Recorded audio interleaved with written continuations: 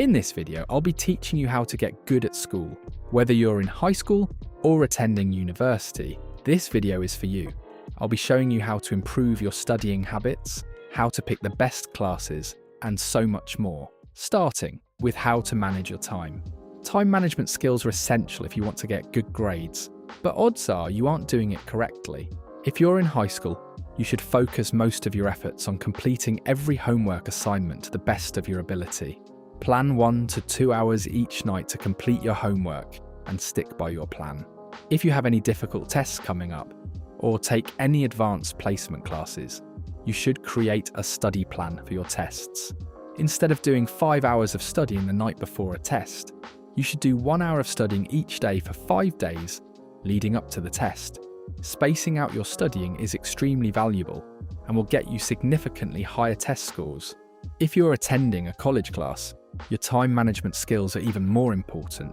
Unlike high school, most professors give out the class syllabus with all future assignments and their due dates. Create a Google Calendar and plot out each assignment for the entire year, then check it every day or two. This will allow you to never miss an assignment and stay on track of what assignments are coming up. Next, let's look at how to properly negotiate with teachers. When you're at school, you should try to make your teachers or professors like you as much as possible. Now, I'm not saying you should try to become a teacher's pet, but you should at least do your best to befriend your teachers. Students who make an effort to interact politely with their teachers or professors are much more likely to get good feedback on their work and higher grades on assignments. If you're in high school, try to avoid goofing off with your friends in front of your teachers. Show that you are a focused and hard-working student and that you are deserving of a good grade. If you're in college, I recommend sending an email to each of your professors at the start of each class. Introduce yourself and say how you look forward to the course. This is extremely important in college, since the professor will easily recognize your name in the future and will be more generous to you on both grading and if you ever need to make up work or turn something in late. I also recommend you pay attention to whether or not your teachers or professors are high or low ego people. High ego people innately care more about their self-image and being in the right, whereas low ego teachers care less about their self-image. If one of your teachers is a high ego person, you want to make sure not to offend them and to instead play along with their game, make them feel appreciated by you, and they will often give you much better grades. Now let's talk about how to optimize your study habits.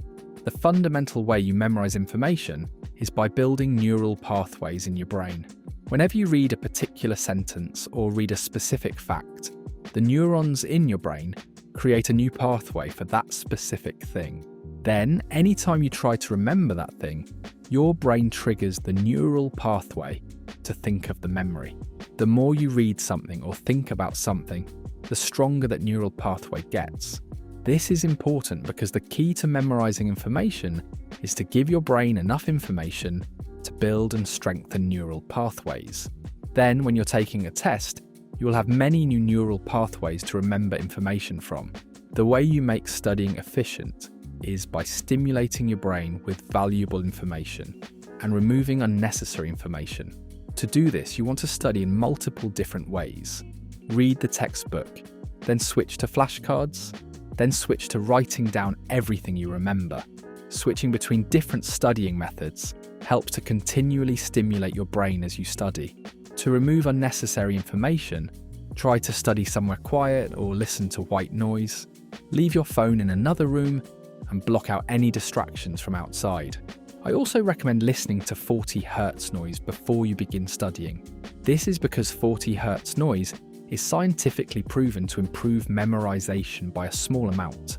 You can also consider listening to white, pink, or brown noise when studying as well.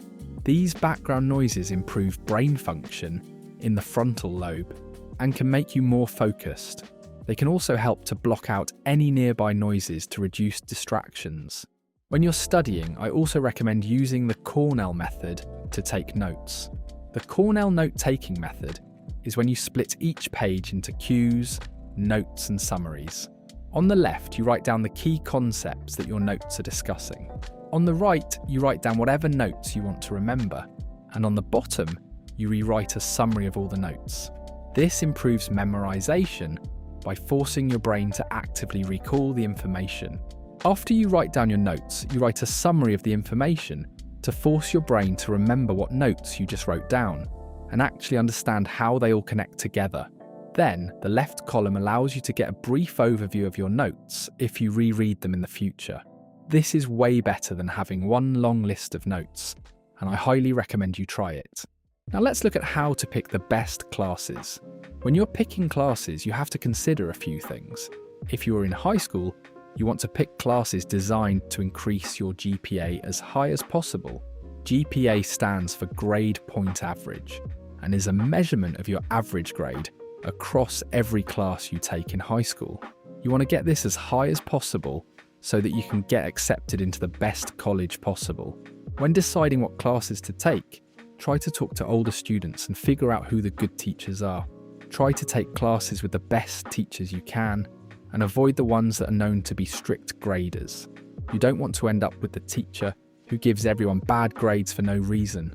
Pick the teachers that are chill and grade fairly. It's also usually fine to take a class in something that you don't really care about if you know it's going to be an easy A. This is because the education that high schools provide is worse than college. So it's better to take uninteresting classes in high school and get into a good college than to take interesting but harder classes and not get into your dream college because of suboptimal grades.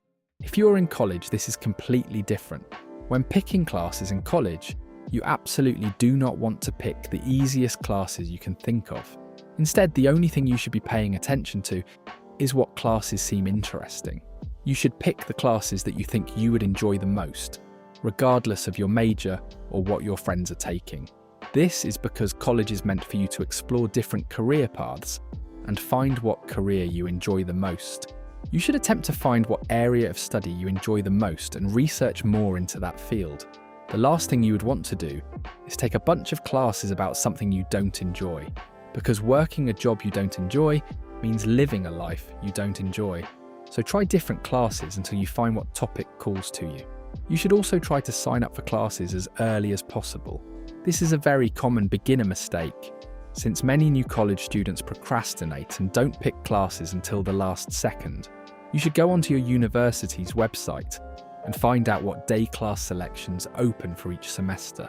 Then on that day, immediately spend an hour picking the best classes available.